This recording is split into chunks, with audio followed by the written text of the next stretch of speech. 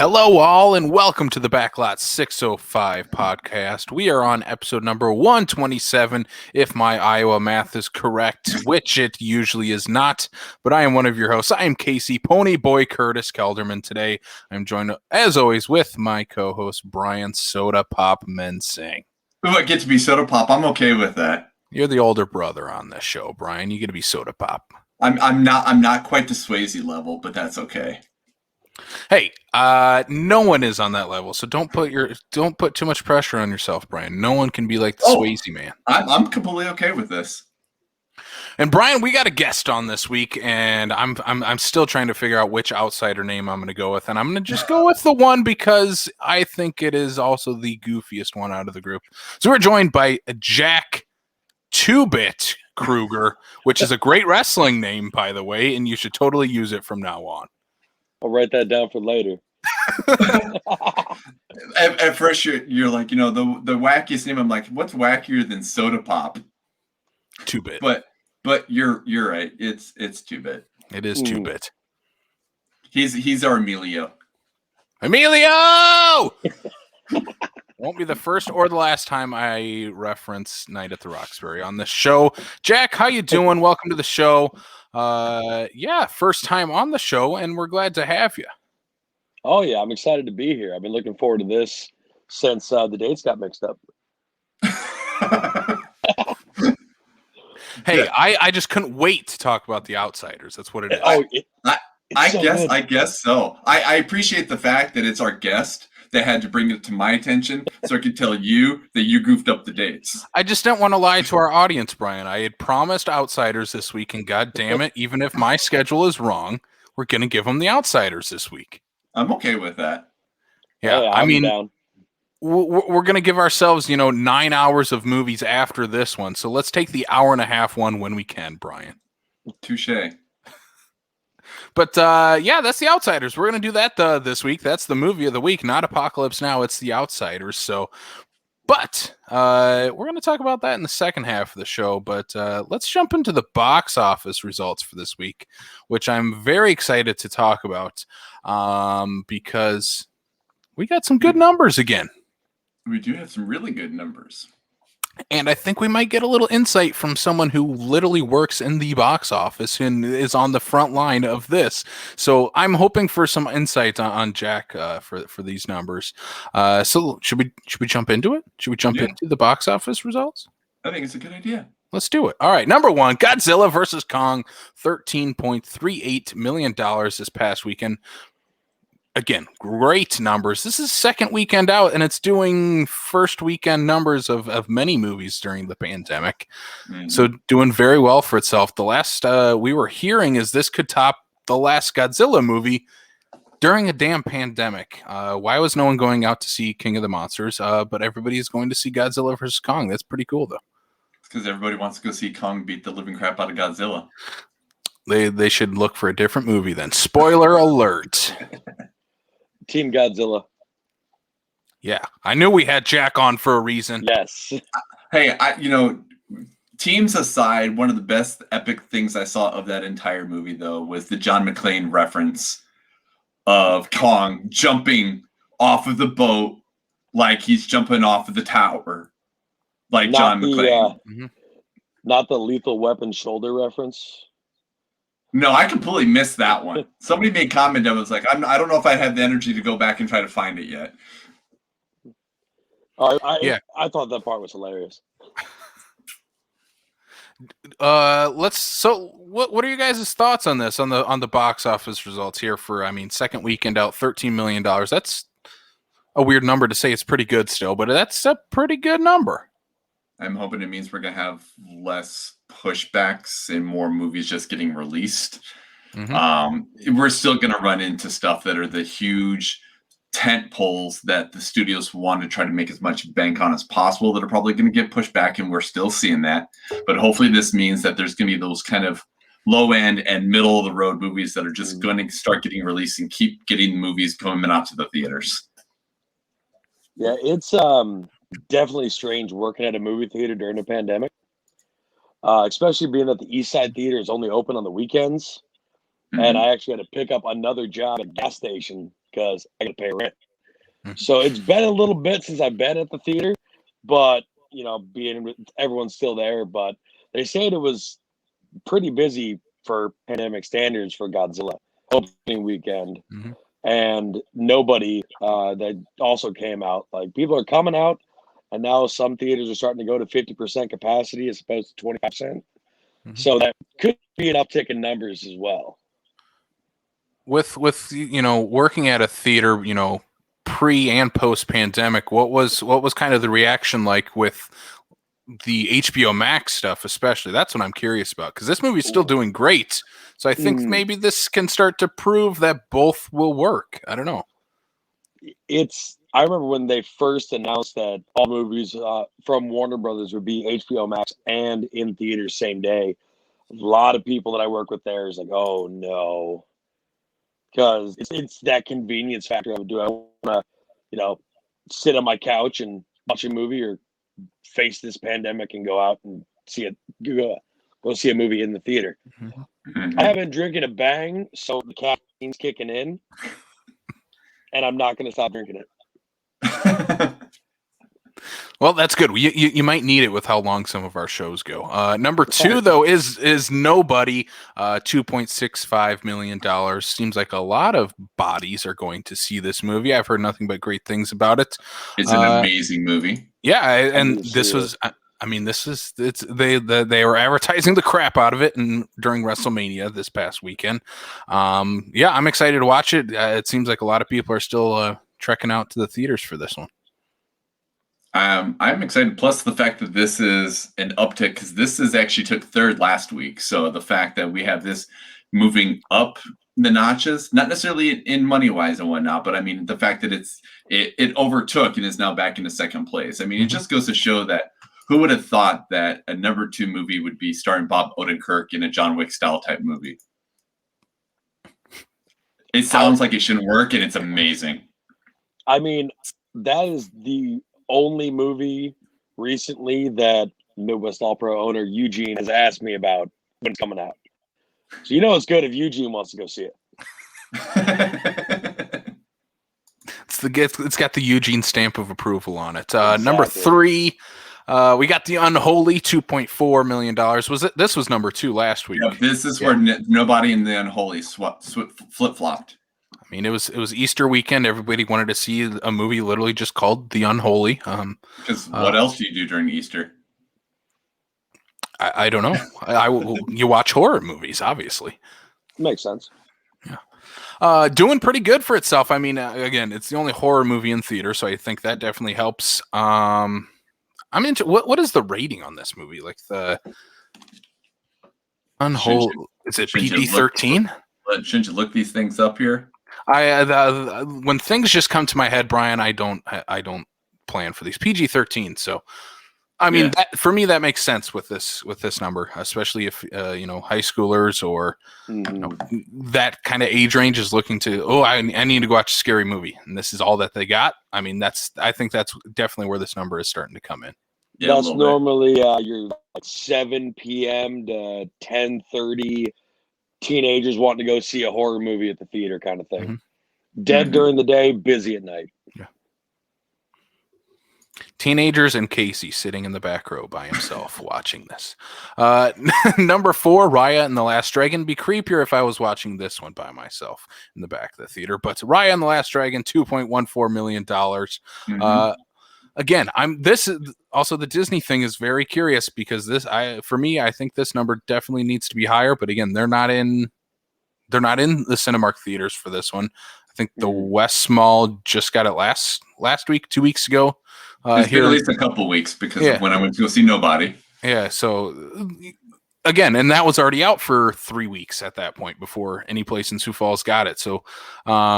Yeah, and I think that you're also not even just running into the Premier Access side of things anymore, but this is available for actual purchase on digital for the $30 outside of Premier Access. So people could be going to just home video and just getting the VOD for the same price of what they were doing the Premier Access for. Yeah. So the fact that we're still where we're at, I'm actually saying that's actually pretty decent for the fact that we don't have like the Cinemarks, the AMCs, or the Regals, whichever ones that aren't playing the dual release type of films and whatnot. So I think this is actually pretty good for it. Yeah, as far as like Jack, what's been some of like the Disney talk over on the theater side with not carrying Disney movies that are getting the premium access? Do you guys have any rumblings about it at the theater at all?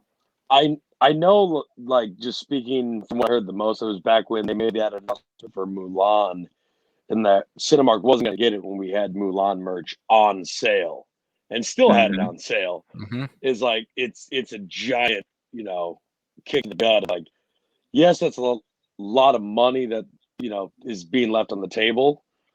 Cinemark won't be getting these movies. They choose not to, but it's definitely a hard hit. I'm very curious to see what happens more with the Disney movies down the line, especially. I'm curious what's going to happen with. Yep, I was going to say my question is what's going to be Black Widow, because like for me, I think Mulan is kind of like that, more of that safer. It's kind of okay if we didn't necessarily play that one, but something that's built off of 11, 12 years of the MCU, I think is a whole different ball to contend with. Oh yeah, like I had no problem watching like Wonder Woman 84 on HBO Max, but Black Widow, that's something I've seen every Marvel movie in the theater. Like, do I break that record right there? Break that streak? No. Exactly. I'm right there with you, Jack. I mean, everything, even prior to 2008's Iron Man, it was got to go to the theater to go see it. That was those are my movies. Casey's got his horror movies. I got my superhero movies. I love my superhero movies, but I'm not running out to watch Rise of the Silver Surfer first weekend out either. That depends on who the surfer is. Hey man, I don't know. Busy lines when they had Fan 4-Stick come out. Fantastic Four, whatever you want to call that. What if we got your Fede Alvarez to direct a Silver Surfer movie? I mean, and I don't care who does a new Silver Surfer. I'm just talking in terms of that shitty one from 2007 or whatever that was with Poop Cloud Galactus in it. Yeah. Anyway, let's move on. Number 5, Voyagers, rounding out the top 5 of the box office. $1.35 million for Voyagers. I believe this was first weekend out for this movie. I heard no buzz behind it, so I think that definitely leans towards opening at number 5 in a pandemic box office. Well, and I also think that, the only like YA draw really honestly here is going to be Ty Sheridan, because, Lily Rose Depp is still attempting to try to make a name for herself. So, it's not like there's a huge like pull for like leading actor and actress to get people to go to the movie to go see this. You mean Yoga Hoser's own Lily Rose Depp? That would be the one I'm talking about. Because I mean, like, Ty Sheridan, he's had some pretty good movies underneath his belt, but they're based off of very well established properties. Like Ready Player One was a very well known book. He came into already an established X-Men universe, that sort of thing. So he's coming off of bigger hits and whatnot, but he's not the reason why people are going to go see these. No, and I think that definitely reflects this. I mean, yeah, neither of those names are a box office draw, and I think they have potential, but just not right now. Yeah. Like you said, I like both of those actors, but I just think that's with a title that no one. Is this based off a YA novel? I believe so, and on top of it too, I believe this is another one of those like Lionsgate, Divergent, kind of YA trying to grab that audience kind of property. So they're going to abandon the sequels after the first or second movie. Yeah. Because if I remember correctly, the guy that directed this, I believe, is he did the Divergent series. The Divergent series. Because I'm pretty sure this is a Summit Entertainment film. Okay. If now I'm going to say that and feel like I'm stupid and I'm completely wrong. That's okay, Brian. Anyone listening to this does not care about the YA movies. So let me tell you that. Touche. But that's the box office. I think Godzilla and Kong will kind of reign supreme, at least for another couple weeks. It'll be interesting to see what Mortal Kombat will do here in the next, I think, two weeks it comes out. April 23rd. Yeah, so 2 weeks from now, we'll see what Mortal Kombat does in the theater. But let's jump to the very slow news week that we had. Right. In the movie sphere. What do we got, Brian? The little one? Yes, it looks like more casting news for the Steven Spielberg film, that Paul Dano will play a version of his father in this upcoming film. So I at least appreciate the fact that, he's getting some very good established talent for this movie. I mean, all we know is that basically it's kind of a Spielberg-ish kind of biopic, but I mean, other than the fact that we've known what people are going to be in the movie, that's about all I know of the movie. Yeah, we've brought it up a couple times about this Steven, like it's supposed to be inspired by his childhood, and I mean, adding Paul Dano to the cast. I mean, Paul Dano is a fantastic actor. I don't know anything about Spielberg's dad and what their relationship is, but I mean, if it was maybe a little severed relationship, I could see that because Paul Dano has a very punchable face, and I think that's a great casting to have someone with a punchable face if they're not the most savory character. That's why I'm very much looking forward to his Riddler, because Riddler should have a punchable face, and Absolutely. Paul Dano has a punchable face, and he is a great actor as well.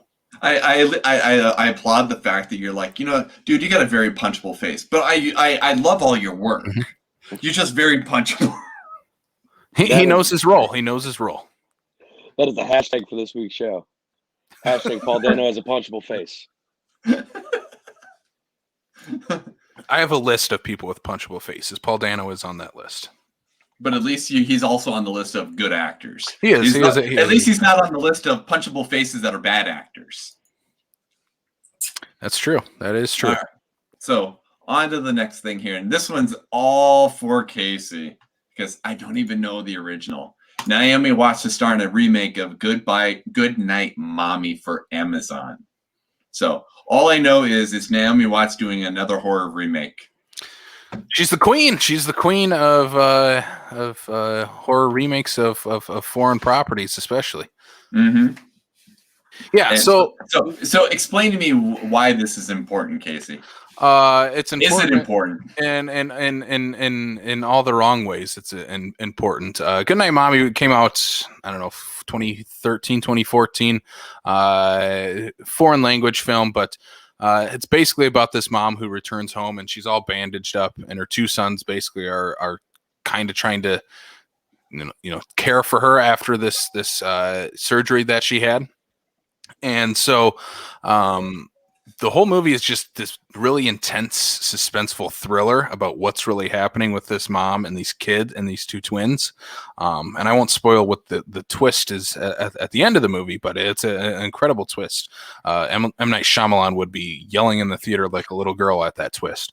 But this leads me to wonder again, why do we need these? Unless we are going to, somehow change up the formula of the first Goodnight Mommy, and have maybe a different twist at the end of this one. I don't know. I think if I'm going to sit on my high horse and yell at people, it's just watch foreign language movies. Just put the subtitles on. It's not that hard. Just watch them that way. To read. Well, I want to know that's a different problem. I want to know how Casey watched foreign language films when he's got closed captioning on all the time anyway. So are the subtitles overlaid by the closed captioning, or how does that work for you? Actually, it just automatically takes it off. But I literally every movie I watch at home is a foreign language movie to me because I am an old man and I cannot hear anything. What? Exactly. Exactly. So yeah, that's basically all we have for news because there's no news this week. Exciting news week. Exciting. Yeah. Well, at least we burned it all during the Investor Day for the 3-hour episode that we did with Disney, a few months back. Well, at least this leaves a little more time to talk about this week's movie of choice, The Outsiders, 1983, directed by this month's featured director, Francis Ford Coppola. Franny back behind the director's chair. Look at this cast. This cast is insane. Get out of the way, Brian. Look at this cast. This beautiful cast. Oh my God. I want to point something out about this cast because I got curious about something here, right? So for the sake of this entire cast here, this just goes to show the kind of talent that Francis Ford Coppola is willing or is able to acknowledge before anybody makes it big. Because this is Tom Cruise before Risky Business. It's Swayze before Dirty Dancing, Emilio before The Breakfast Club. We got Ralph Macchio before he was the Karate Kid. Rob Lowe before St. Elmo's Fire. Basically, the only one that had any sort of like somebody might have known is C. Thomas Howell because he was in E.T., which was like the year before. So, I just find it fascinating that, you look at this cast, not even including we have Diane Lane as Cherry, or, in this, that it's like, this is just a hard-hitting cast that was just primed and just the people they became. Is just, I find that right there alone is very exciting about this movie. Yes, our second Brat Pack movie, right, Brian? No, Red Dawn, and then this one. This is not a Brat Pack movie. This is the origins of that. God damn it. Anyway, Jack, do you know what the Brat Pack is? Refresh my memory because bag brain at the moment. I'm trying to think of more. Trying to think of funny quips to come in and say, and that's where my head's at. And the fact that he forgot to mention Matt Dillon. So. I was trying to find something of Matt Dillon's because I found he did Rumblefish just after this, and I'm trying to remember exactly what it is that made Matt Dillon like somebody like a recognizable name. About things, but he's just Matt Dillon. That was 98 though. We're at that point here. We're talking 17 years later, Jack. I'm young, and you know what? That is by far a great reference, and I love you for it because that is such a great movie. Granted, I never wanted to see the frontal nudity of Kevin Bacon in that movie, but that is completely different. You didn't want to see his bacon bits? No, I didn't want to see his bacon bits. I got a chuckle out of him. There we go. There we go. What were we talking? Oh, the Brat Pack, right? Yeah, we weren't talking about the bacon. The Brat Pack are people that were synonymous for working together because of the Breakfast Club and St. Elmo's Fire, which we have two of them. But I forget what movie we were talking about that Casey's all like, it's a Brat Pack movie. No, it's not. Red Dawn, which literally has, two of them from this movie. But just it has more than the Breakfast Club does out of this cast. The Breakfast Club can sell like three or four people of the Brat Pack. In terms of this cast. Oh, okay. I don't. According to that Brat Pack, it's like 3 movies. No, the Brat Pack is like 7 or 8 movies for me, and this is the origins. This is the prequel to the Brat Pack. See, I was also thinking the Rat Pack with like Sinatra and stuff like that. That's where my head went immediately. Well, and that's what it's pseudo based off of. Yeah. Yeah. So, I just had to get that out of the way at the beginning because otherwise we will argue it forever and ever. You're right. And ever. But let's jump into this movie. So obviously, The Outsiders, y'all read the book in middle school. You know what it's about. We don't have to go through this. It's about 2 gangs, the Greasers, the Socias. They fight each other. Ponyboy Curtis, he's the main character in this movie. You know him. And we got all the other great characters. Dally, Daryl, Soda Pop, 2-Bit. Cherry Valance. I mean, we got all these, and Brian went through the entire cast. So again, that's our summary of what this movie's about. So I want to child star Leif Garrett. Yes. Child star Leif Garrett. I did forget to mention he's like the only one that had like somewhat of a career before this movie, but he was also like 8 when he did it. Also, Tom Waits is in this movie. Yes. What's funny is I remember I was looking at the cast list and whatever, but it was just like it must have been like a blip and miss it because I'm getting to the end of the movie. I'm like, shit, I was gonna go look for him and I don't remember where he was at. He's at that little hangout where Dallas is at, or where they go to after they kill the social. Was he the one who answered the door? Yes. Oh yeah, I think you're right. Yeah. He's at that party thing. So I guess if we're going to kind of talk our origins with The Outsiders, I'm going to just assume all 3 of us probably had the same origin story of how we watched this movie or read the book or both within the same time period. Mm-hmm. We all read this in middle school, correct? Yep. Miss Curtis's 8th grade class. Mm-hmm. Did we all watch this in middle school? Yes. I honestly don't remember if I did or not. watched this in middle school, but in terms of my age versus Casey's, that's literally like an entire generation. So I honestly, I don't remember, but I do remember this being basically one of the required reads outside of that and like To Kill a Mockingbird. Mm-hmm.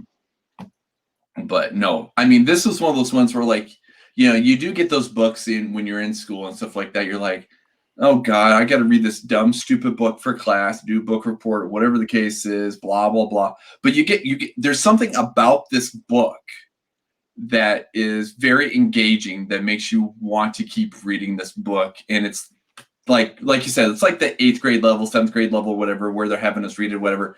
And, you know, just the stuff that they're talking about, whatever, it's very engaging for someone at that age. And I was glad to have read it at that age. It's always been one of my favorite books because of that. I think it's because, you know, I think Ponyboy is supposed to be, 14 in the book, and you know, you're around that age when you read it too.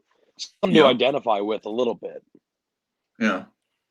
Yeah, I definitely, like, for me, I was not a reader growing up. I'm still not a reader. I'll read subtitles, like I said. That's it. I don't read anything else. But for this, like, when I first picked up this book in middle school, this was one like where usually, you know, you read 2-3 chapters a night, you know, whatever is required reading. This one I tore through the book like the first day I got it. And then then reread the chapters as we went along. Like I love this book, and I think all three of us. I think that's especially why we all wanted to do this one. We all love this book and this movie. I'm assuming as well. And yeah, I mean this is one of my, if not my favorite books of all time. I absolutely love this. For why I think it again reaches to so many middle schoolers and why it's the perfect book to read during that time is like Jack said, like you're and Brian, you guys said that you're that age, you're Ponyboy's age. He's literally your narrator throughout this movie. He's your focal point, your focal character. And that's why I'm interested to see. I wonder how this movie really affects, you know, girls in middle school, if it does. Because I've never really thought of it that way. I mean, we own like the cherry dynamic.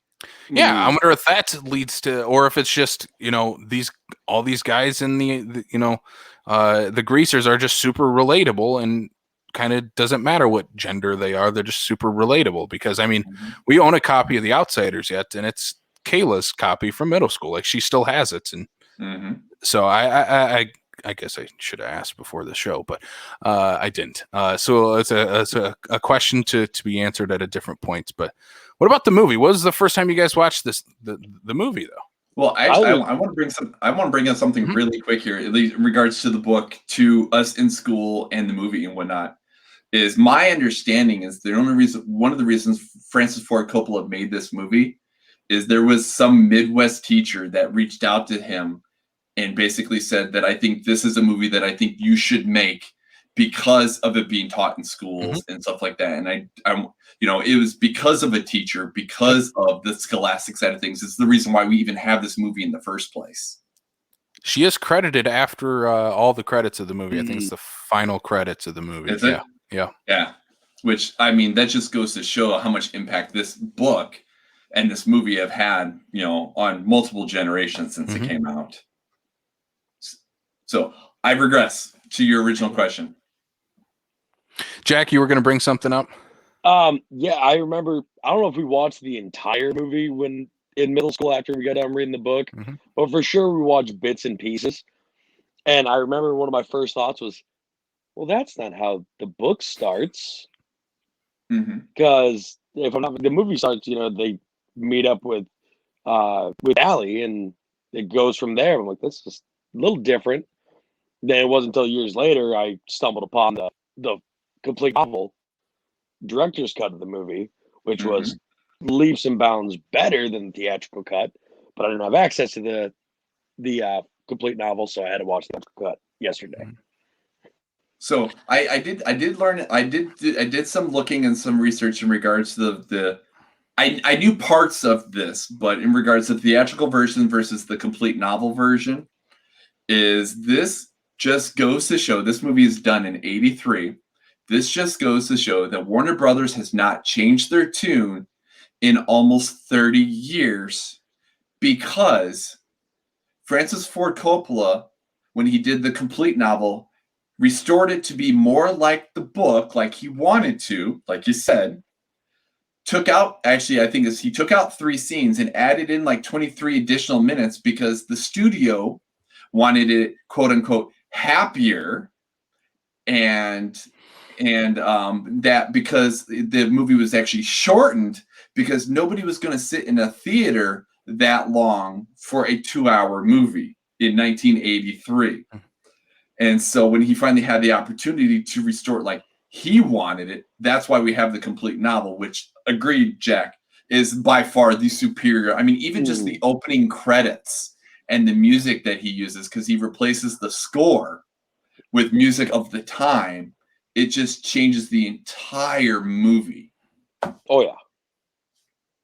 Yeah, I've actually never seen the director's cut. I've only ever watched the theatrical cut, many times, and yeah, I've never seeked it out. I know some of the differences and stuff, and I mean, after rewatching it, it's a breezy 90 minutes. I'm like, I kind of want to go watch the director's cut now, see what really is the difference. But I mean, if I'm like, I love this version, that's so I'm like, all right, I will probably absolutely love the director's cut. Yeah. Do you remember like, for example, you remember this, like when Ponyboy and them, they're out and they're hiding and whatnot, they're just talking, you just see the reflections in the pool or the lake or whatever it is when they're out hiding out. That doesn't exist in this version. Like that's one of the scenes he pulled out of it because that was one of the scenes that basically the studio said, we need to put this in here because we need to try to make it happier. We need to make it more relatable.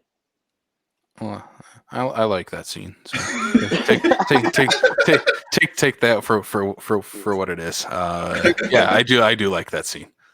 Yeah, we watched this in middle school. Like we read the book right away and then watched it right after. And we didn't have too many people, saying, "Oh, that's different and this is different." The one we really had in middle school is when we watched and read Holes because everybody was yelling that Shia LaBeouf isn't fat. Like, get over it. He's not fat. It's fine. There's absolutely no rapping in the book Holes.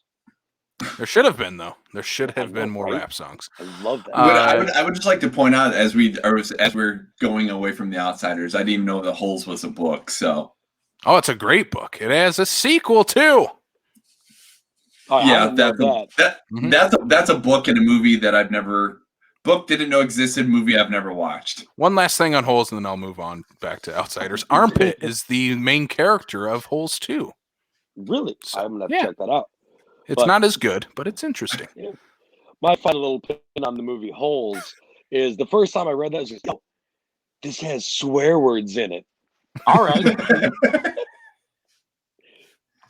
We'll have to. We'll come back to Holes because Brian, you haven't seen Holes, right? No. We'll have to do a Holes episode. Shia LaBeouf series coming up. I'll have to come back for that one. Yes. But The Outsider, let's jump into the movie then. We will kind of focus on the theatrical cut, but we'll touch on the differences. The one I didn't watch. Had to be you had to be the outsider, Brian. You had to be the outsider. I had to be the one that had to watch the good version. And that's saying something because the theatrical version is still a good version. Okay, I just had to watch the better version, I guess. Don't worry, Brian. Next week will be even more confusing when there's 7 different versions of Apocalypse Now. We only have to focus on 2. There's only 3. Yeah, I know there's 3, but still, that movie's 3 hours long. I know. Trust me, I'm only going to watch the one cut of it. I'm not watching the other 2 cuts because I have all 3 cuts. I'm assuming most people have watched the theatrical cut of The Outsiders. This is the one that is on streaming. This is the one that's in stores. So, no, actually, it's not the one that's in stores anymore. The Blu-ray is the complete novel. They have not made the theatrical version since DVD. So, and that's what I have, the DVD from the bargain bin of Walmart. And I only know that because I got curious and I looked it up when I was actually buying my digital copy of the complete novel. Let's jump into this. Let's jump into this opening credits. I love these opening credits. I know I guess they are different in the 2 versions, but I kind of dig the opening credits for this movie. They're highly stylized opening credits for this movie. They do feel era appropriate for 50s, 60s, and with when this movie takes place. I do love these opening credits, and I mean, Coppola really like we said with this cast, like there's so many names in this, and he gives them all the highlights at the beginning in the credits. Like I think he obviously knew something with everybody in this cast, how big they would eventually all be. I think it's very important, I think, for him to put all these guys right up front and center, even more so than like, oh, this is a Francis Ford Coppola movie. It's a Coppola movie. It's more of it's the outsiders in this cast, which I think is awesome. I mean, if you really think about it, like if you try to pay these guys what they're worth today, you would not be able to afford to make this movie. Yeah, Tom Cruise wouldn't be 8th build in this movie. No, right? And he would try to like do some crazy stunt nowadays. He did a crazy stunt in this movie, and I will talk about it. That was the first thing I noticed. They were leaving the house, and he does the backflip off the car. I was like, he's been doing this shit since the 80s. It was Swayze that does the handstand on the fence, right? Yeah, but that's, I mean, again, that's Swayze. It makes sense. That's Swayze, and that's probably his dance background. Mm-hmm. Tom Cruise is just insane, and he's been insane for his entire life, according to this movie. Pretty much. Crazy bastard doing a backflip off a car for no reason. Guaranteed that was not scripted. It was just Tom Cruise going nuts, which I love. Rumble, man. Yeah, I'll say that's totally Ford Coppola thing. When you guys leave, just have fun with it, and just and because everybody, like all of them, they running into each other. They just look like they had a ball making this. All right, let's jump into after the credits then, because we do open a little bit different than like the book. We open right away with the boys, our two main characters, Ponyboy and Johnny meeting up with Dallas right away at the beginning of this movie, and they make their way. Basically, it kind of follows them throughout the town here, opening up, and I do like it that it does set up where we are, where we're at, what time period we're obviously in. Pretty early on sets up the rivalry between the Socs and the Greasers. So it does a good job of that. And what I do love is the setup right away into the drive-in scene, because every great 50s movie needs a drive-in scene. And this has a great one with, like, all these kids are super young, very early on in their careers. Like, they're all great. Like, C. Thomas Howell is, I think, just really, really good in this movie. This is what prepped him for Amazing Spider-Man 2. Sure. Not American Pie, The Book of Love. Oh my God, is he in that? Is he in that? I don't. If it's not part of the core cast, I've never watched them because they don't exist in my world. Some of those sequels are not that bad. A lot of them are, but some of them are not that bad. Yeah. Anyway, I don't know what we were talking about besides American Pie now. Oh, we're at the drive-in. The drive-in. What are your guys' thoughts on this entire scene? I mean, Matt Dillon is just a great prick in this movie. I thought he's such a good dirtball. He's literally the best. The one thing I love about it is he's so good at, quote unquote, being the greasy guy. When it comes to like, picking up the girls at the drive-in. What's the best way that I think that I can try to make myself look like the hot shit guy here at the thing is I'm going to be the asshole basically. While Ponyboy and he's just in back there like, what the hell are you doing, dude? He's so great at just being a prick. It's perfect. Especially just the way he talks. Just, it was stuck in my head the entire time after watching the movie. I was walking around like, hey, Johnny. Just that little greaser accent he got going on. I couldn't stop talking like it all day. What's funny about that accent is, like, really the only two that really have like the thick accent of that is him. It's a little bit in Emilio and a little bit in like Ralph Macchio, but everybody else is just talking normal. Yes. Rob Lowe's range only goes so far, Brian. Yeah, it's because And speaking of his range, I was going to say it's because he relies on those good looks, and I was like, yeah, they even acknowledge the good looks in this. Oh, they certainly do. I mean, he has he's got a good scene in this movie. One that's sure to make all the girls swoon when they watch this. Do you ever wear a shirt? But that man has not. Some of these people in this movie have just not aged. Him and Tom Cruise look exactly the same. Except Tom got his teeth fixed. Yeah.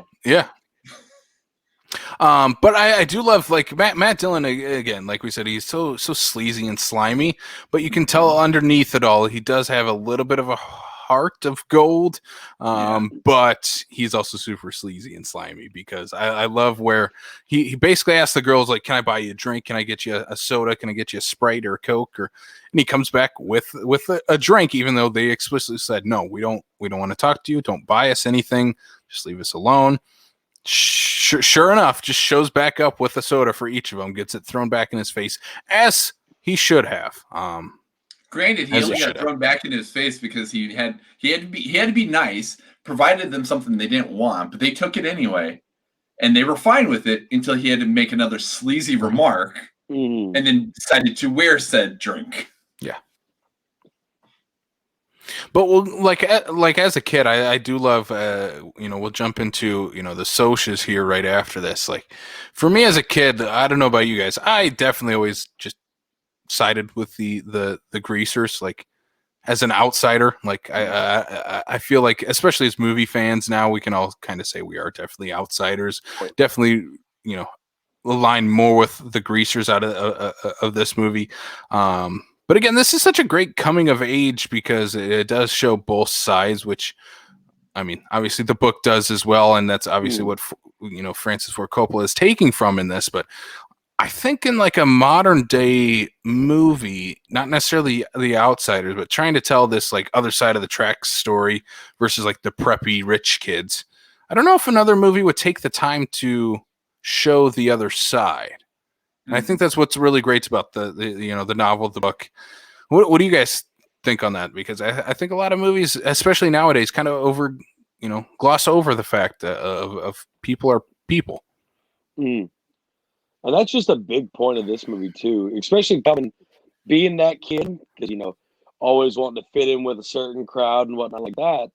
You get to see Ponyboy go from it's greasers versus socias to they're just people. Like, he has a line in that later on in the movie where he's like, "Oh, what did that Soch want?" He's not a Soch, he's just a guy who wanted to talk. Yep. Yeah, I mean, this is such a great pivotal coming of age story to be told, and especially I think that's definitely a reason why every middle school teacher teaches this book during English and literature class. But yeah, then we get we're kind of thrown into Ponyboy's home life, like, very much just antagonistically right away, because I know, Brian, in your superior version, it does not start that way, but in this version it does. We kind of get it on the negative side, where immediately as Ponyboy shows up home, his brothers are worried sick about him, and obviously his older brother is just berates him, trying to be the father figure to the two, his two younger brothers here, and smacks him around. I mean, C. Thomas Howell takes that bump incredibly. I loved it. I mean, there was no stunt double. He took it from Swayze. Yeah. Sometimes you just gotta take it from Swayze. You have to. Wouldn't we all just want to take it from Swayze? Exactly. No, I always say, man, no Swayze, no Wazy. That should be the hashtag of this show. No Swayze, no Wazy. I like it. But yeah, then we get to the two boys running away, and we end up having this the socials chase after them, and we get obviously the catalyst for the whole movie. The one that really sparks everything that happens beyond this, where Johnny kills one of the socials that are beating up Ponyboy. And Ponyboy, yeah, ready to probably kill him. Whether on purpose or just by happenstance of what they're doing, killing Ponyboy. What I really love about this scene in this movie, especially the entire thing, but what really kind of shined through here is the cinematography and the set design of everything here is just incredible, because you get, this park scene and you just have the fountain there and it just is just red with blood, and that's in the foreground, and then right in front of us, and then behind that, kind of out of focus, is the two boys, like in a certain shot of this movie. I'm like, that's so great and such an effective way of showing what happened, and we don't need to see anyone getting stabbed or anything like that in gratuitous nature. It's just that visual of a red fountain. Yeah, that overhead shot, it was perfect. Mm-hmm. But just backtrack just a little bit there. You also get to see a little bit of Johnny's home life before that too. When they're walking home and there's a bunch of yelling, let's just walk to the park and whatnot. They fall asleep, which causes that. But it was just I think it's the line of, after Derry pushes Ponyboy down, it's like that line from Johnny of, sometimes I like it when the old man's hitting me, and at least he knows I'm there. Like, that's nuts. And the little offhanded comment, I think Ponyboy makes it to Cherry. It's like, all the cuts on Johnny's face. Like, Soch beat him up. He had rings on. Who gets stabbed? Now he's got rings on. And I think my favorite. Oh, go on. I just want to jump onto the scene, where you talk about, Johnny's home life. So we never explicitly see his parents or any abuse or anything like that. It's all just what this kid says, and the fact that he just does not want to go home. He'd rather sleep in the woods. He'd rather kill himself.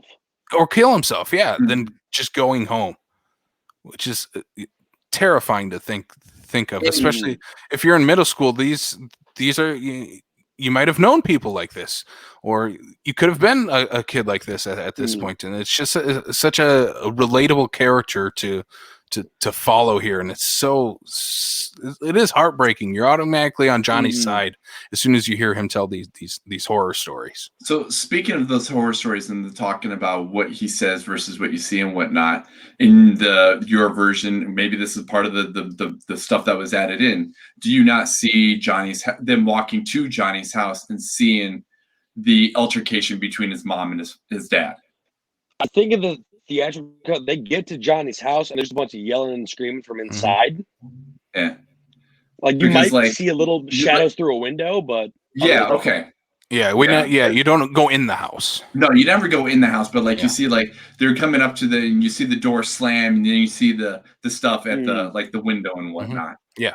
So, okay. Yeah. Because I was like, you do see a little bit to back up to basically collaborate his story.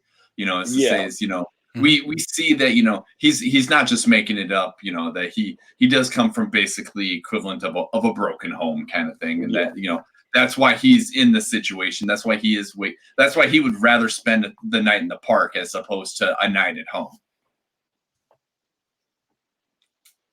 So this is where we get, obviously after they kill, one of the Soches that. What is his name? Bill? Is his name? Bill the Soch, I think it was. Leaf Garrett's character. Yeah. Could be. Bill. I don't know any of their names. That was probably Brian. He seemed like a Brian. And not even one of the cool ones that has the name of Y. It has to be like an I-A-N. He seems like a Soch. Oh, hey, Brian. How's it going? Total Soch. So what I really find interesting, and I don't know if I don't remember if this is explicitly said in the book, but the two boys, as soon as they kill, the Soch, they're like, all right, we got to go. We got to get out of town because they're going to come after us. Either the police are or the other Soches. And either we're going to go to prison or we're going to get killed by, the Soches. So they immediately go to Dallas. And I don't remember if it's explicitly said in the book why they go to him right away. Maybe it's just left up to our interpretation, which I do love, is that if it is just that version of it's left up to why they go to Dallas. It's just left up to the audience because they immediately go to him. They don't decide, like, Ponyboy easily could have gone home, talked to Derry or Soda Pop, and asked them what to do. Or they could have gone to any other person in the gang who seems more level-headed than Dallas, but they go to him right away. Why do you guys feel that is? I think just like the beginning of the movie where they have that conversation. Oh, Dally, what do you want to do? And he just goes, well, nothing legal. So he might be kind of an expert on what to do in something of a situation like that. Not necessarily what to do after a murder, but the what to do after illegal activity. Right. Granted, I completely agree, but I don't see like if they would have gone to Swayze that it's not like Big Brother's gonna turn him in and throw him to the wolves of the cops and stuff like that. But I agree with Jack. I think it's more of if anybody would have quote unquote been in this position, we're gonna go to the expert, which out of everybody that's in this group, it's Dallas. Because I mean, like, for instance, like they come to him and, hey, this is what's going on. And he's automatically like, there's this abandoned church. This is where you can go. This is what you're going to do. Here's some money. Go buy some groceries before the heat's on you. Like, here's a gun. The man had a plan before, they even showed up at the door. Like, it's like he had an exit strategy for something, no matter what it was. He's like, if I ever have to get out of town, here's my exit strategy. They're going to use it right now. But so he's already had this conversation in his own mind. Yeah, I definitely agree with you guys. Like he seems like if in their group any of them would know how to get away with murder, it's Dallas. He definitely would know how to get away with it. And I think what's set up early in this movie is, I mean, the one we see, the boys spend the most time with is Dallas right away. He's the one they go to right away. He's at the movies with them. He feels like this obviously what he is this guy that's everybody thinks is super cool. Like he's the super cool bad boy. He's the Sean Hunter of this Boy Meets World scenario.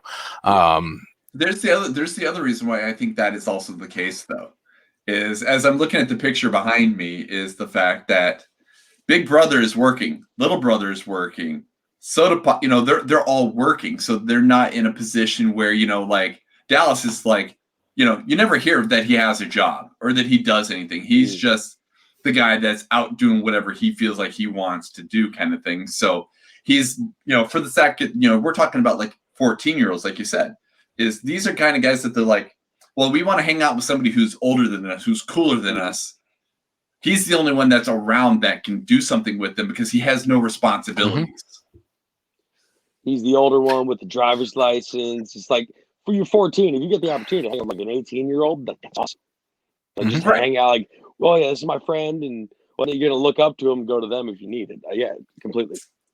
Yeah, I think it's because he's the only one. He's the old one with the driver's license that doesn't have anything else better to do than hang out with a couple 14-year-olds. Yeah, he's the cool bad boy older brother. Like, ooh, my brothers won't act like this, but I should hang out with this guy because he's against the grain. He's the bad boy. So yeah, they end up going going to this church after getting money, a gun. Everything from Dallas telling him this entire plan. He's going to wait for a few days for it to cool down, and he'll go basically get the boys and figure out what to do from there. And yeah, so they end up at the church, obviously, and this is kind of the lull of it, where we get the really just basically our two characters just hanging out in this church. The boys bleach their hair, they cut their hair. No, just one of them bleached their hair. Yeah, that Johnny, that dirty bugger, wouldn't bleach his hair either. He's the one that killed someone. You should bleach your hair, dude. He took the grease out of it, he said. That's fine. You look exactly the same. Should have bleached your hair. But cutting your hair with a switchblade, though. Like, a dull switchblade. It was very dull, too. What's funny is I remember watching that, and I was like, okay, so this takes place in the 50s. Like, nowadays, you can go to any, a Target or whatever the case is. You can buy a pair of scissors like it's nothing. I'm like, back in the 50s, was it like you had to go to the pharmacy? Like, was there only certain places you can go to buy a pair of scissors? Like, why was that like one of the first things that Johnny picks up when he goes to go get like the bologna and the ham and stuff like that? I'm like, if you're going to cut some hair, do they just not sell scissors in the 50s? his knife he murdered someone with will do. Exactly. If it's good enough to gut someone, it's good enough to cut your hair. Yeah. Because At least he just rubbed some dirt on the knife before he cut the hair Right. with it. So Yeah. at least Yeah, right. sanitize it a bit with dirt. Yeah, the boys are hanging out, eating bologna sandwiches all day, reading Gone with the Wind.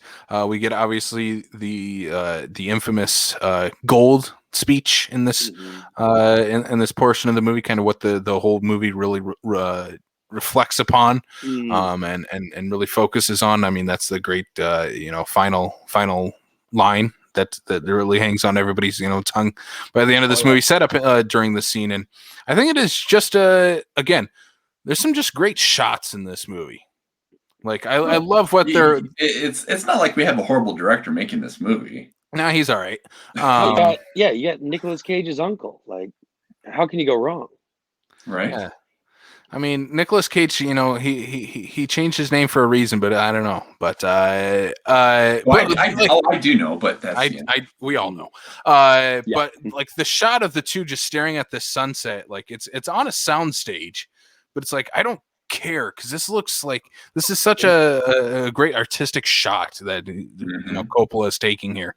Like just these two kids with this bright orange red sunset going on with them, and Ponyboy reciting the gold poem. Is it a poem, right? Yeah, it's a Hemingway poem. Yeah. It was just an incredibly great looking scene. I mean, this whole movie it just has some fantastic shots that just look like a painting throughout it, and this is definitely one of them for me.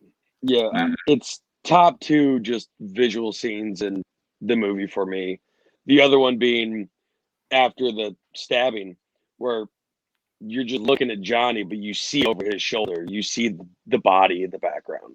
Those are the two like scenes that stick in my head for like the look of the movie, and then maybe the setup for the Rumble, but it was just great. And you can't forget the montage that they do in the church of them, a 14-year-old and a 16-year-old playing poker for cigarettes. It's the 50s. It is the 50s. It's a different time. Yeah, a little bit. Yeah. But yeah, when obviously when Dallas shows up, we get kind of them going into town, getting some food, and still get his perspective on life and what it means for him to be a greaser and how he views the world in a way. Because I mean, even a simple sequence of this little girl asking him for money, like he takes that like very personally for some reason. Like it's a very weird reaction to it. It's just, he could have just responded like, obviously this little girl isn't going to recognize you from like why he's like trying to hide his face and like just get away from me. It's like it's just his perspective on outsiders, out of his comfort zone. Very interesting to look at how he views the world, like just in a simple scene like that. I don't know. Maybe that scene stuck out to me too much for me. I don't know. It's almost like I almost would think that she's asking for a dime and whatnot, and if a dime means that she goes away and she doesn't tell her mom or dad that there's this guy over here that looks a little suspicious or something like that, kind of thing, like give the girl a dime. Yeah. But anyone outside of his friend group, is just no, and especially with he's going after basically two criminals. So now we got 3 quote unquote criminals hanging around. It's like we don't want to get caught. If we get caught, bad things happen. And then when they're all hanging out and Dally gives Ponyboy the letter from Soda Pop is another part that I really enjoyed. Like I told him I didn't know where you were, but he didn't believe me. And I think that definitely reflects how the group feels about Dallas, because they obviously, everybody knows what has happened at this point, that Johnny killed a Soch and Ponyboy and Johnny are on the run. So obviously, who is the one in the group that's going to know where they're at? Who's the one that they obviously would have went to for help? It's Dallas. So they're like, yeah, we don't believe you that you don't know where they're at. You obviously sent them somewhere. But also in that scene, when they're eating food, Johnny says like, let's just go back. I'll turn myself in be self-defense. Ponyboy will be fine. I'll get a slap on the wrist, and that's probably about it. And Dallas is the one that's like, no, like we got to keep going. We got to stay on the run. You can't go again. back. Yeah, going back on his resisting of authority, because he's been in that system before. You don't know what was saying. You don't know what a couple weeks in jail can do to a kid. He doesn't want to see that happen to Johnny, because obviously that Johnny's the one that he cares the most about in this movie. Mm-hmm. That's his little brother. Right. I think I definitely see that connection, because he, I think it's he sees that he had his troubled youth. He sees Johnny's troubled youth, and he doesn't want Johnny to go down that same path, basically, without saying it directly. Mm-hmm. I mean, he has a very similar home life to Johnny too. He's like, my dad doesn't care where I'm at either. He could care less what I'm doing. When Johnny asked if his parents asked about him. So it feels like, like you guys said, it feels like he is the older brother in this situation, because he's been through everything Johnny is going through right now, and definitely the character he definitely cares the most about. Mm-hmm. Yeah, should we touch on? I mean, obviously the boys come back, and then actually, before the boys come back, we should probably get to the fire. That happens. That's right. Yeah. That happens. There's a big fire. That little thing. That little thing that happens in this movie. So basically, the boys are going to head back to the church, and the church is ablaze because some reason this is it like school kids are all out there. Why are they going to this abandoned church on a field trip? I don't know why they're going out there, but they are, and it ends up in flames because of cigarette butt from the boys.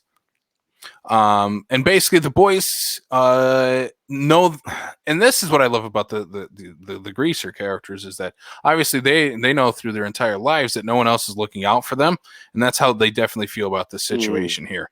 No one's looking out for these kids, so we got to be the ones that'll do it. We're not going to wait for a fire department or one of the teachers to try to step in to save these kids. Like, this is life or death situation. We got to jump in. And the entire time, Dally's like, no. Let's not get involved. We're dealing with enough as is. And Johnny and Ponyboy go running in. Yep. Yeah, and it's not. There's no hesitation from really either of them. It's like, no, we got to do this. Like that. There's no other option in this situation. And I think that's that.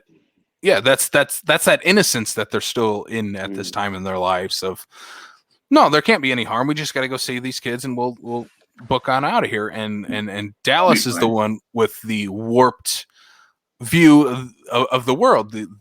He has the cynical outlook on everything, because he has gone through a lot in his entire life already, and is not the one that wants to step in. But when the situation does come, he comes around and helps the boys try to save all these kids.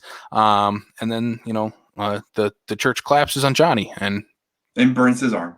Burns Dallas's arm. Yeah. No, I meant Dallas, because he ended up having to be, treated as well, because pretty much the only one that comes out unscathed is Ponyboy. Yeah.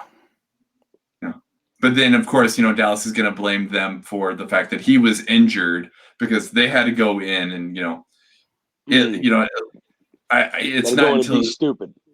Right, exactly. And it's not really until he realizes exactly how hurt and damaged Johnny is, before he really actually pulls his head out of his ass and realizes what this is all cost. And even once they get out of the church, even just the ambulance ride, Pony wakes up and he's like, where's Dally, where's Johnny? He's like, oh, the ambulance behind us. So you're a hero, kid. He's like, just I'm a greaser. Even the adult just goes, what? Like, they wouldn't expect this from these hoodlums. Hooligans. Hooligans, yes. And this is a real changing point kind of for the entire town, because this rumble is about to go down between the greasers and the Socs, and the word gets around of what the boys did for the kids in that fire. They saved all of them. They are heroes, and it's been presented like that in like the newspaper, and it's getting around town of what this heroic act of the boys was. And so finally, when they get back into town, I think there's just a great. I love the sequence where Ponyboy is sitting there, and Soda Pop and Derry show up.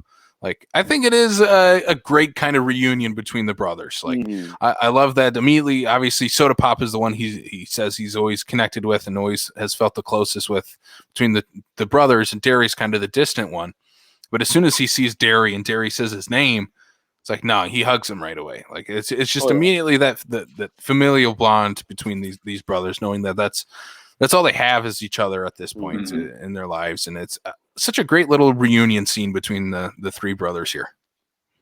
Going from me and my oldest brother used to be so close, but then our parents died, and now he just hates me. The oldest brother having to step in as the authority figure is just you got kind of get to see all sides of it. But that one moment, like throwing that entire thing out the window, is like, this is my family, and we're together again. Yeah, I mean, Brian, should we chat? This is where I'm trying to lead to. Finally, when we got to get some Emilio talk in this, because we need to get some Emilio talk into this movie, because we've gone for far too long not talking about Emilio. So basically, and that hair, and that he has some fantastic hair. He's got some fantastic 50s hair in this movie. He, for me, sideburns for days. He is the one that most looks like a 50s greaser out of this cast for me. If it's not him, it's Tom Cruise. Because it's this is where it's like, I'm so glad that he didn't have fixed teeth when he made this film, because it only made him look that much more of a greaser. But in terms of Emilio, the scene that I wanted to bring up, that it's the scene for me that is just the one that is always burned in my brain for him to be, it's literally just everybody's left the house. He's not even in his own house. You never see him in his own house, whatever, right? Everybody's left. He's got the great big chocolate cake, the Budweiser beer, sits down to watch the Mickey Mouse cartoons. He's like, I am good. I don't care what else is going on. I am content. I've got my chocolate cake and I got my beer. Worst combination ever. Yeah. Have you ever had chocolate cake and beer, Casey? I might have. It's not a winning combo. But for Emilio, it was, and I'm all for it. I think he's having the time of his life watching some mouse cartoons while eating chocolate cake. He looks so happy. Some buds. Yeah. Honestly, how happy he is when he's sitting down with that big old chocolate cake. It legit looks like unrehearsed. Like, this is just how I'm gonna do it, because I'm hungry for chocolate cake. And that's what I do. Chocolate cake on a set would be great, right? That's what I love about this. Like, for that, like, it's such a small scene to have in this, but adds so much character to his character, to Emilio's character. Adds so much to him of understanding. He adds so much. He adds the charm and kind of the funny in otherwise a relatively kind of looking, gloomy kind of feel throughout the film. Like, he adds a little bit of speckle of funny and happiness throughout the film. And kind of the really only one that'll. Sorry, didn't mean to cut you off there, my guy. I think we might have been about to say the same thing. Kind of steps in and takes a little charge when Ponyboy gets back, because obviously all the other guys have jobs and they're ready to go to work, especially his older brothers. And Derry's about to say, like, I should just stay home and be with you today. Like, you just got back. And even Ponyboy's like, no, we can't afford that right now. And Emilio steps up and says, I'll hang out with the kid and keep an eye on him all day, and we'll go visit Johnny and do all that stuff. So he really steps into a brotherly role throughout this movie. Exactly where I was going to go with that, because the other two people he hang out with are in the hospital. Right. And and one of those two people, he probably does not want his brother to hang out with to spend his entire days in Dallas. But yeah, I do love just 2 Bit and and Ponyboy going about the town, because this is where we kind of get a different perspective on how now Ponyboy is starting to feel the world. And it's something like 2-Bit hasn't discovered yet himself, or really his brothers or anyone else in their group, in a way of discovering how much the Socs are like him. And they have that great, scene in the car where one of the Socs asks Ponyboy, like, can we just talk, just you and I? Right. And they have that great scene of like, we're not so different. We're kind of the same thing. Like, I understand why you did that to my friend. I understand where you're coming from. And by the end, Ponyboy is just like, gives it, an introduction and says, they kind of go their separate ways, except Ponyboy has very bunch of new perspective on this guy isn't just a Soc with no name. He's an actual person that just wanted to talk to me as a person. And I think having 2-Bit with him, I think 2-Bit's like the perfect character to be out with him, to have this interaction, because a lot of the other characters wouldn't have let him get in a car with the Soc by himself to have that conversation. Like, 2-Bit has enough confidence and, that everything's going to be fine. Like, if it would have been Dallas, that would have never have happened, that sort of thing. So I think he's just the right type of person to have right there, to be able to lean into the confidence that Ponyboy was having, and that, it's just a talk. It's going to be fine. Don't worry about it. And he just basically, he's like, you know what? That's cool. Go do it. I'll be back here. I'll just keep an eye on here, and I'll go talk with, our greaser friends and whatnot, and everything will be fine, as he's picking on the high water pants of the other Socs.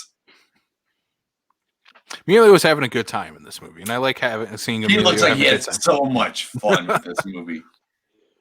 I know. So I talked about watched it yesterday, but that's also when they're hanging out. That's when Ponyboy finds out about the Rumble, and like they're inside person with the Socs.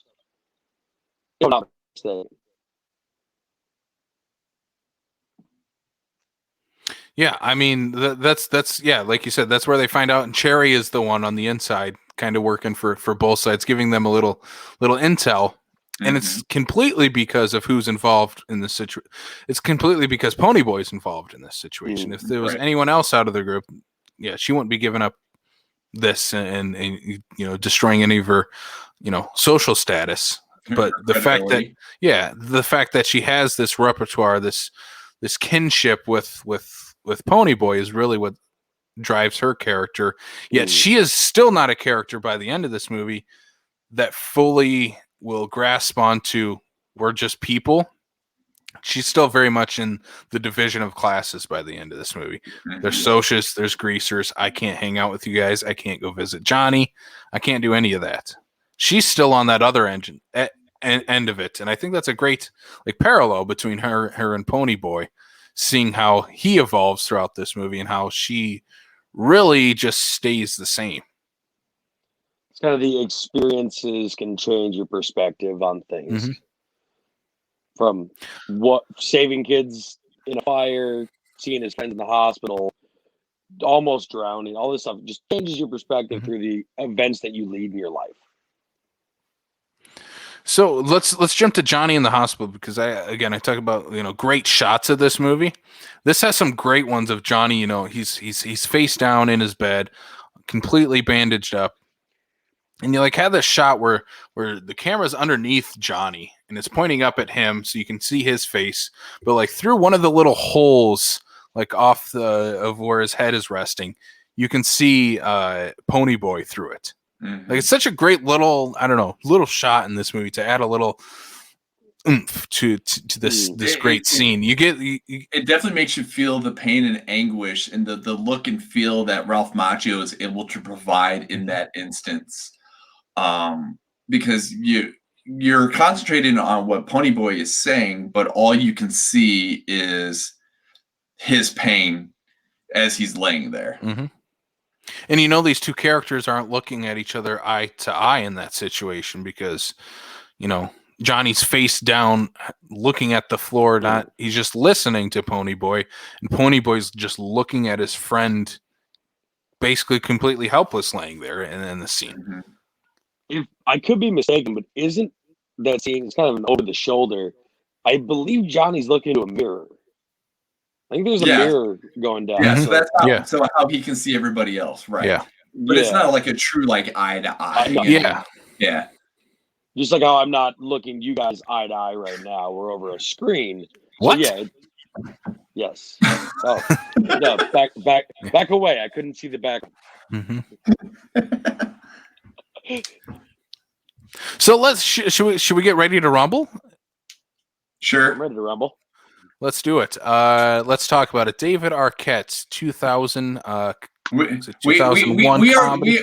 already went over Oh, that. We did a whole commentary on that. Move on. We did that one. That's right. Let's just get to the I was hoping rumble. you were going there. I was hoping you were going there. If you didn't, I would. Let's get to this rumble in this movie. This Showdown Throwdown. This is where we get Tom Cruise acting like a lunatic, ready to probably actually punch whoever he was fighting in that scene, just because he's Tom frickin' Cruise. I don't think he pulled any punches. And you see him pretty much the most, doing the most damage. The choreography for this fight is amazing. Mm-hmm. Like, it looks like, I mean, granted, based on when this movie was made, chances are there was real punches that were probably thrown and people really did get hurt.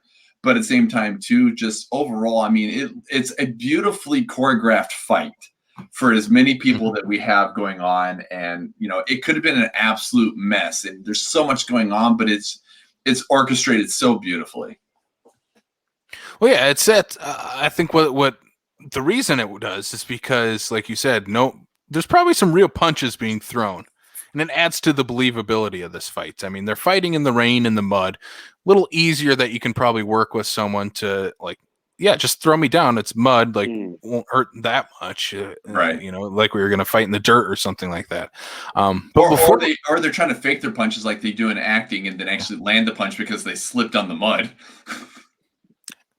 Hey, as long as it's in the shot, it's good. But before the fight, though, we get this again, a different perspective on the Socs Greasers dynamic, because, you know, kind of the head of the Socs that we've never met before comes in with everybody behind him, and Derry and him know each other. They used to pal around and play football together. Mm-hmm. But now look at this situation where those two guys could have just talked it out. You didn't have to fight. But neither one is in that mindset of that. Like, no, we're throwing fists. Fists are going to get thrown, and that's it. We're not going to talk about this. We're just going to fight, and that's it. And that's where it feels like if this movie, you know, the same thing happened 5 years later, and Ponyboy's in that situation, there's not going to be a fight going down. No. It feels like they're going to talk it out. It would have been very more diplomatic. Yeah. Yeah, I think there was the line in there in the movie of basically like saying, like, you know, the reason that Derry isn't a Soc is because of us. Mm-hmm. Mm-hmm. Yeah, and that leads you to wonder, like, what's on Derry's mind then? Because at that point, he's really feeling like I have to just do what the people below me want me to do. Like, they look up to me, and I'm their leader, and I'm the one that they all look towards. But he doesn't make the right choice in that situation. That's very interesting to look at, is that he doesn't make the right choice. He's the one that's just gonna, all right, we're throwing down. Whereas if he really was just that one step away from being a Soc, he could have just talked everybody down. But I think it's just the fact that he's put in this bubble of being a greaser, that he's kind of accepted it at this point in his life. Yeah, and then with the rumble, you got Dally basically checking himself out of the hospital because he doesn't want to miss a rumble. And then, you know, do it for Johnny. Right. Do it for Johnny. Yeah, you can't have a rumble without Dallas, who's really the one that really starts it off. He's comes just running in like a madman. Let's do this. Blue jeans and a leather jacket. Oh, such a cool look.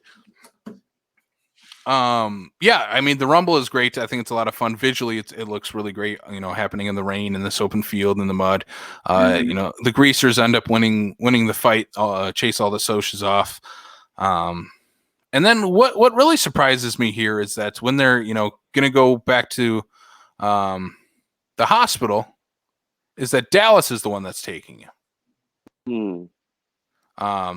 Johnny's about to go to Ponyboy's going to go to the hospital. And why, Dallas is the one that takes him. He's the one that decides, all right, you're going with me, kid. We're going. Everybody else kind of just goes home.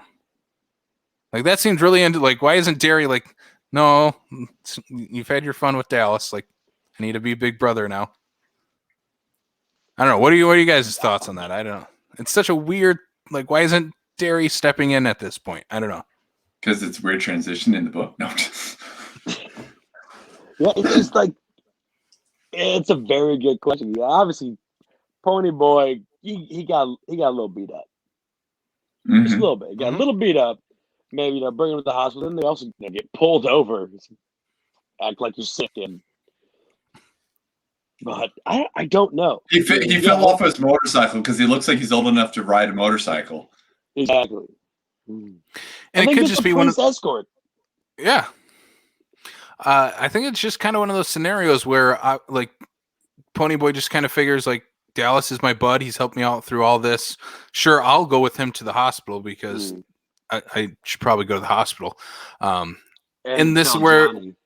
Yeah, and tell Johnny that we won. And this feels like everybody else in their group is he's fine. He's with Dallas, kind of regressing to where they are at the beginning of the movie. It doesn't feel like they've actually grown at all, where Ponyboy has at this point throughout the movie.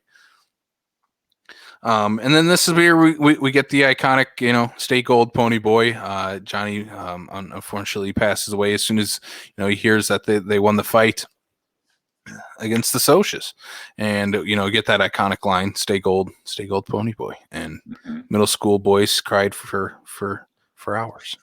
Hey, I still use that. I use that phrase today. Well, it didn't help that you just watched the movie yesterday, so it was fresh in your brain. That may be a factor in, but whenever someone's like, "Oh, am I good?" Work, I'm like, "Oh yeah, you're golden." It's everyday lingo since 8th grade. Yep. Yeah, I'm guilty of using "stay gold Ponyboy" many times.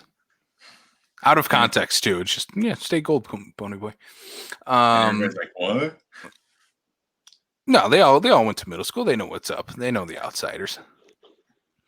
Yeah, but then the one scene I really kind of forgot about is the scene with Dallas at the end, because I haven't watched this movie in years and I haven't read the book probably since high school, rereading it. And yeah, the scene with Dallas when, he gets gunned down by the police.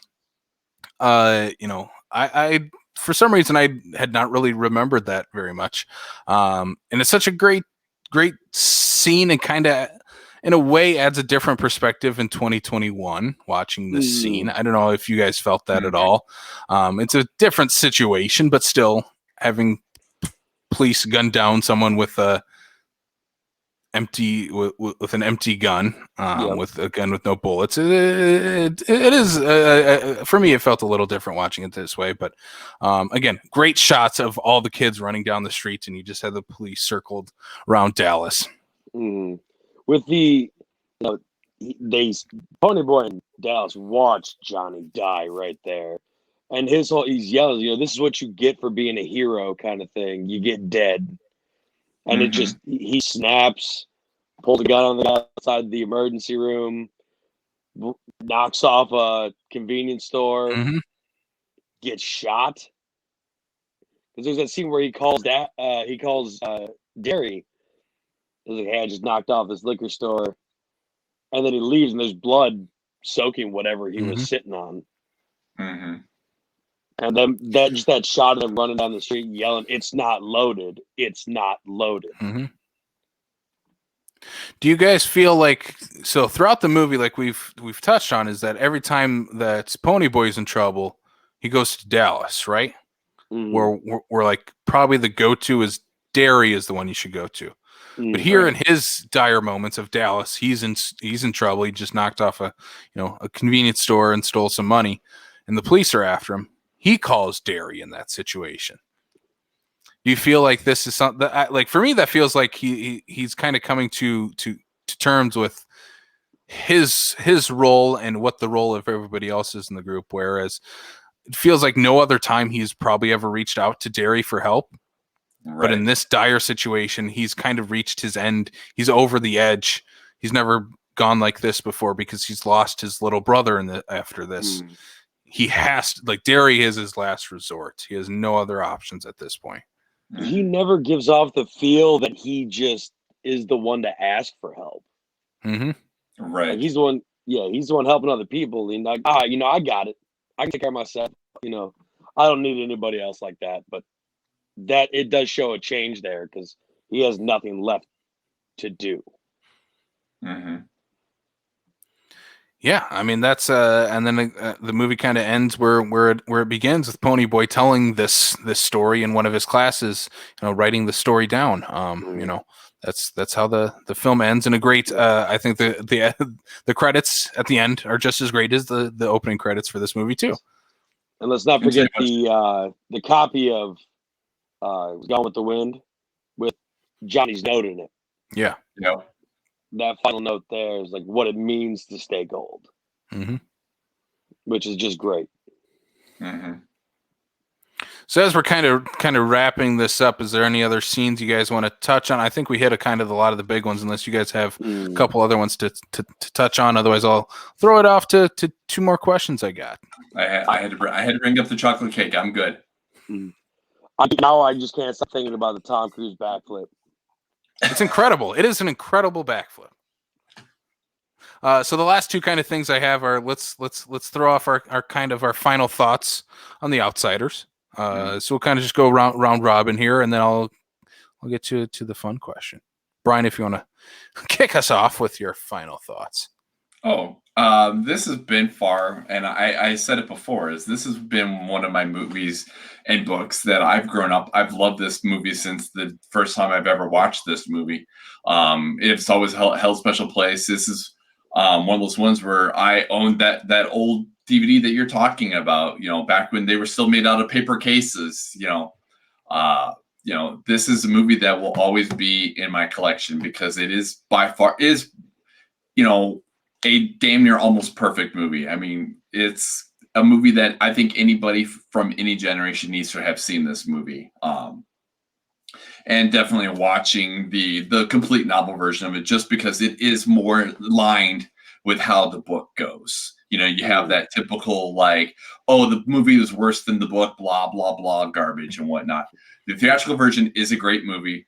The updated version that Coppola was able to make is a better version of that. Yeah, it's such a great movie. Yeah, I mean, the next time, I hadn't watched this since probably high school, so it's been a few years since I had seen this movie. Such a nice, easy breezy rewatch of this movie. This is a comfort movie, much like the book is too. The story, the beats, but you like hanging out with everybody in this movie. You like hanging out with all these characters and what they're going through.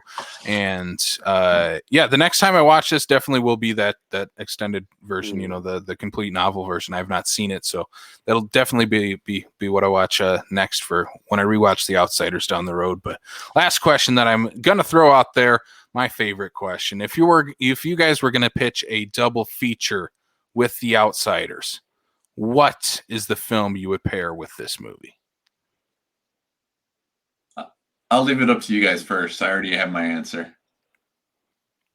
I can see Jack is thinking. He's got some ideas. I have mine that I can throw out there. Go for it. Yeah, go ahead. Go ahead, Jack. The one I would go with, because this is sort of a gang movie, a fighting, not like traditional gangs that you think of, but kind of this old school 50s gang type of movie. I would throw it to another gang movie from the same time frame, or late 70s. I would pair this with The Warriors. I would do The Outsiders first, and then your B movie right after. The one right after it is The Warriors, which is just a straight up. It's the Rumble for 90 minutes. If the Rumble in this movie is 10 minutes long, that the Warriors is just the 90-minute version of that. So that's what I would pair it with: the Outsiders and then The Warriors. Just based off of the camaraderie between our cast of characters, the outsiders themselves, the greasers, my immediate first thought was, for some reason, The Sandlot. Just because you have the group of friends that go through everything together. And I think that's a very good selection, because then it's also it's all that, it's the group of the friends and all that stuff. It's just a matter of what is the backdrop of this group of friends. Same decade too. Yeah.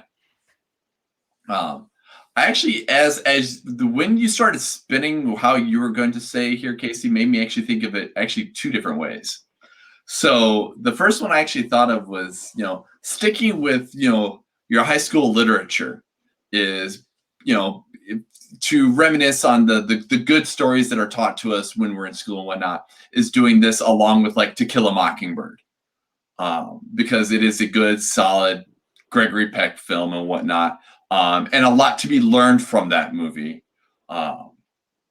I think would be a good way. And with the one that I actually thought about way you were saying here, Casey, is to pair this up, is when you're talking about like the gangs and stuff like that, is actually, I was even thinking of going with this and then like say West Side Story of, the Jets and the Sharks, and the sake of gangs coming together and how they're coming together because of, the Romeo and Juliet aspect of that film and whatnot. So I think those would be two good ways to go about it as well. Yeah. Yeah. I would watch all, I would watch all versions of this. I would throw out Grease. Grease is my other option for a double Grease feature. is your option for every double feature. Grease could pair well with any movie. That is a fact. Battlefield Earth. Outsiders followed by Roadhouse to see what happens to Derry afterwards. This is just a prequel. There definitely was a throat getting ripped out at some point in the Rumble. Right. Oh yeah, you don't see it. Yeah. Let's kind of wrap this thing up. The Outsiders. It is it's pretty much available wherever you can find your movies. If you had that old DVD we have, or if you got that nice fancy Blu-ray, it is streaming. I watched it on Tubi just because I'm too lazy to grab my DVD. Yeah, I was at work. I spent the even though I already owned the Blu-ray, I spent the $8 and I bought it on digital. It's the Movies Anywhere, so you can put it anywhere. Yeah. So go check it out if you guys haven't in a while. I went to look at it, and maybe I'll just buy the complete novel on iTunes. No, you can only buy the theatrical cut. You can rent the full novel, but you can't buy it on iTunes. It's Movies Anywhere. The complete novel you can get off Fandango or Vudu. That's how I did it.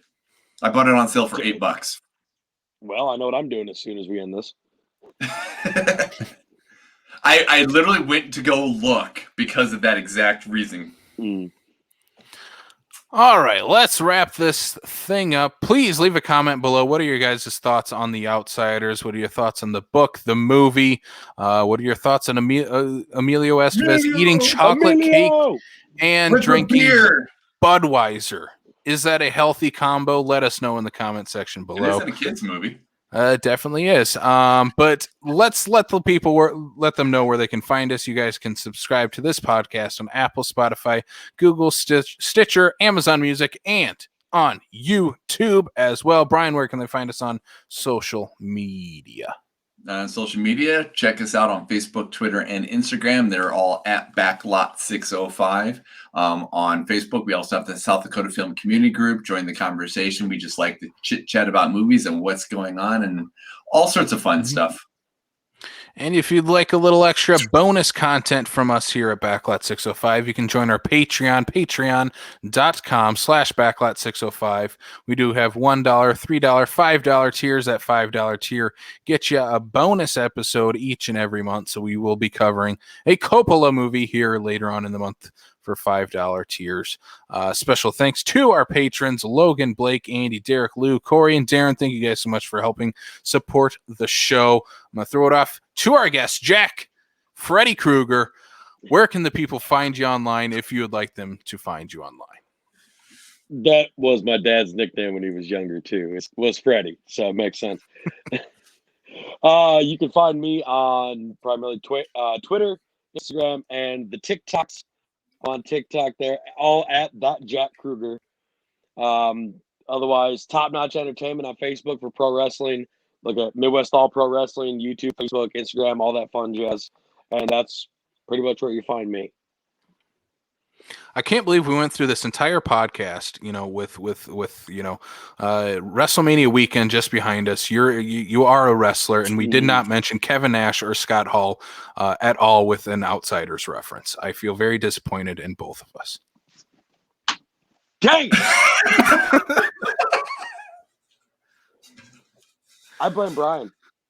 I do too. Brian is the biggest Outsiders fan of us all. He should be our Hulk Hogan, and he just had to step off out of the shot. So. Yeah, he had to one-up me because I threw my hat. Right. Just walk off camera. Yeah. So I'll try to redeem it here. Thank you all for watching the show, and until next time, we're gonna give you a 2 sweet. We'll see you later.